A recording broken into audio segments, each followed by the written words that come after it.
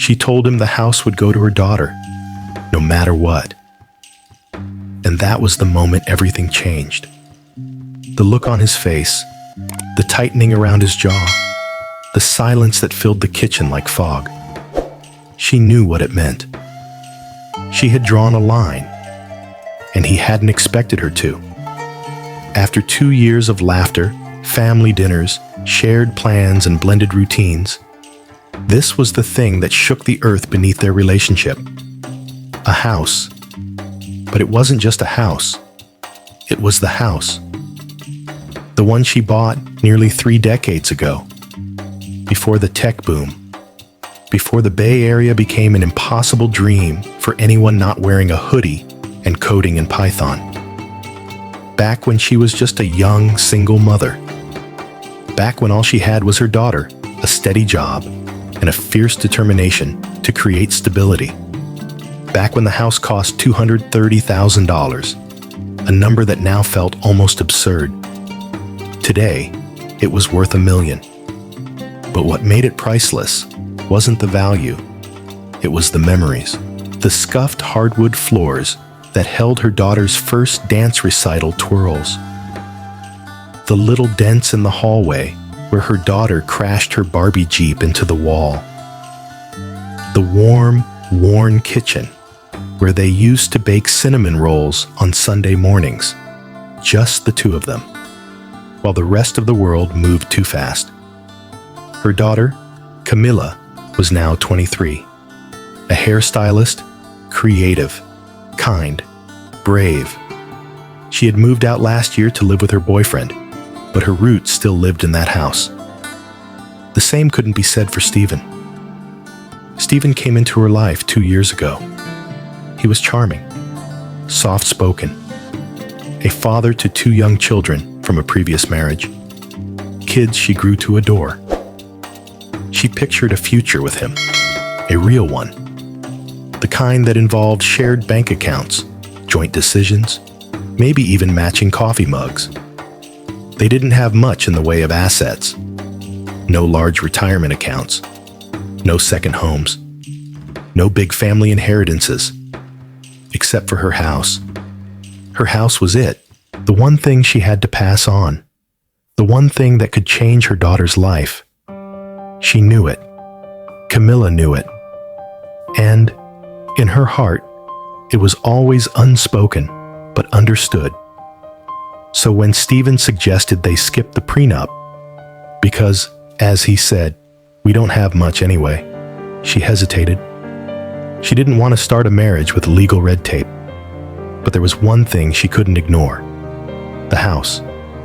So she told him, gently but firmly, I want a prenup, just for the house. Camilla inherits it. That's not negotiable. And that's when it all came undone. He stared at her as if she had betrayed him. He said, I thought we were going to build a life together. This house could be a fresh start for all 3 kids. Split it 3 ways. That's enough to give them each a head start. But she had already thought of that. She knew that in the Bay Area, 1/3 of a house didn't go far. It wasn't about the money. It was about freedom. Camilla could live in the house mortgage-free, build her career, stay rooted in the only city she had ever known.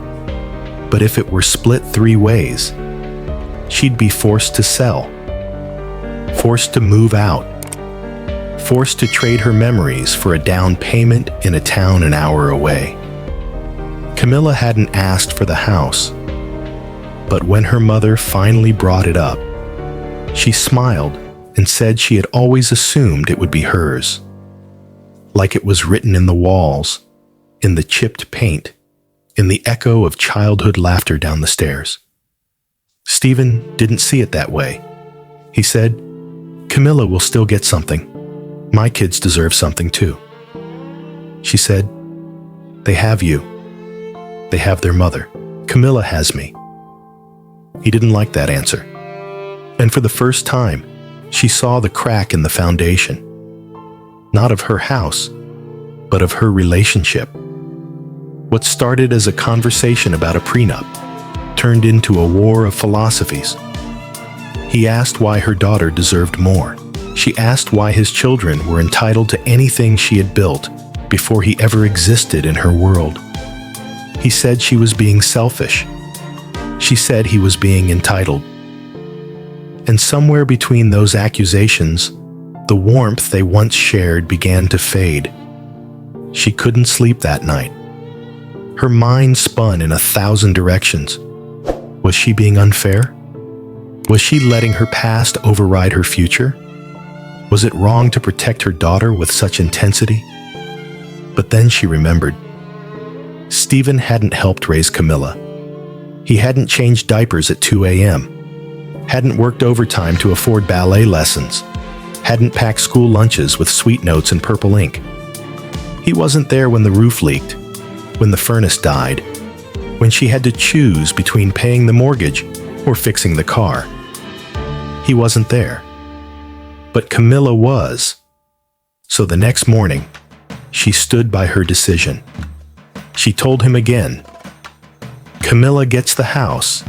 That's final." He didn't speak.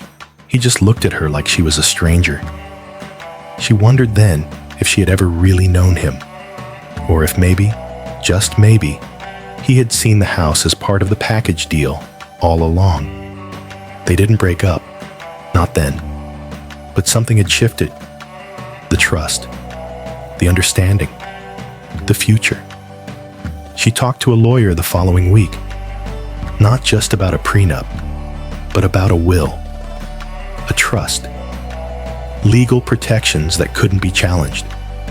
Not because she didn't love Stephen, but because she had to love her daughter more.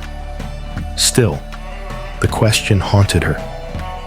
Could she build a life with a man who saw her daughter's inheritance as negotiable? Could she tie her finances to someone who flinched when she protected the only legacy she had to offer? Could she raise his children, knowing he would divide hers?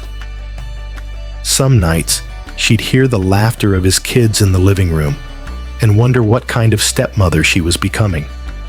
She did care about them. She really did. But care didn't mean inheritance, and love didn't mean compromise on the only thing she had worked her whole life for. The guilt crept in, quiet and insidious.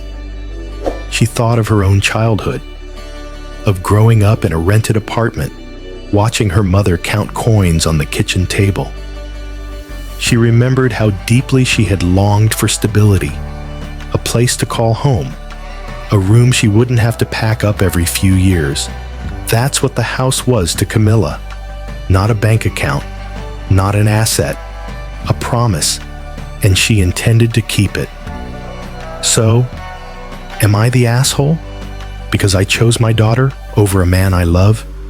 Because I drew a boundary and refused to blur it? Because I said the house goes to Camilla, no matter what? Or am I just a mother doing what mothers do?